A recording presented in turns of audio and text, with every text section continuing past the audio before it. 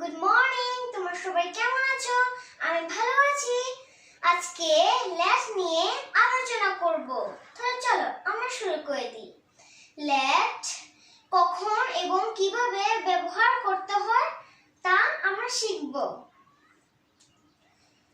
কাউকে কিছু করার অনুমতি দেওয়া বা নেওয়ার জন্য লেট ব্যবহার করতে হয়। যেমন আমাকে দেখতে দিন, আমাকে সেখানে যেতে দিন, আমাকে খেলতে দিন ইত্যাদি। লেট দিয়ে সেন্টেন্স স্ট্রাকচার সাধারণত এমন হয়ে থাকে: let plus me plus verb present form plus object. এখন আমরা একটি সেন্টেন্স দিয়ে স্ট্রাকচারটা বুঝবো। Let me read the book.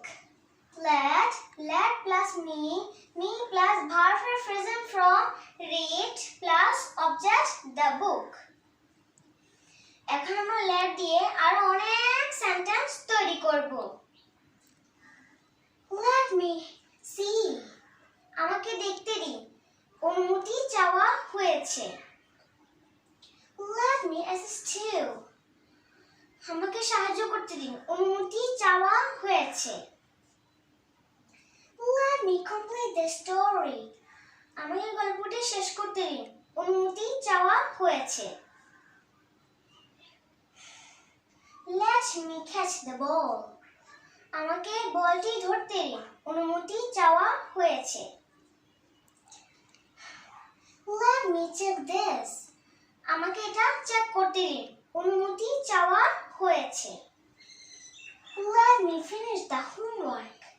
আমাকে বাড়ির কাজ শেষ করতে দিন, অনুমতি চাওয়া হয়েছে। Let me go. আমাকে যেতে দিন, অনুমতি চাওয়া হয়েছে। এবার আসি Let me have some food. আমাকে কিছু খেতে দিন, অনুমতি চাওয়া হয়েছে।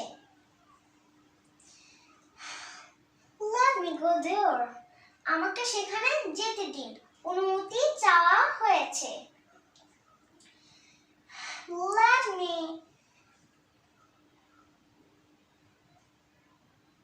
me observe the weather. আমাকে আবহাওয়া পর্যবেক্ষণ করতে দিন, অনুমতি চাওয়া হয়েছে। Let me play cricket. আমাকে ক্রিকেট খেলতে দিন, অনুমতি চাওয়া হয়েছে। Let me write the letter. আমাকে চিঠিতে লিখতে দিন, অনুমতি চাওয়া হয়েছে। Let me take rest for some time. আমাকে কিছু সময় বিশ্রাম নিতে দিন, অনুমতি চাওয়া হয়েছে। Let me think. আমাকে চিন্তা করতে দিন, অনুমতি চাওয়া হয়েছে। এভাবে আমরা লেট দিয়ে অনেক ধরনের সেন্টেন্স বানাতে পারি।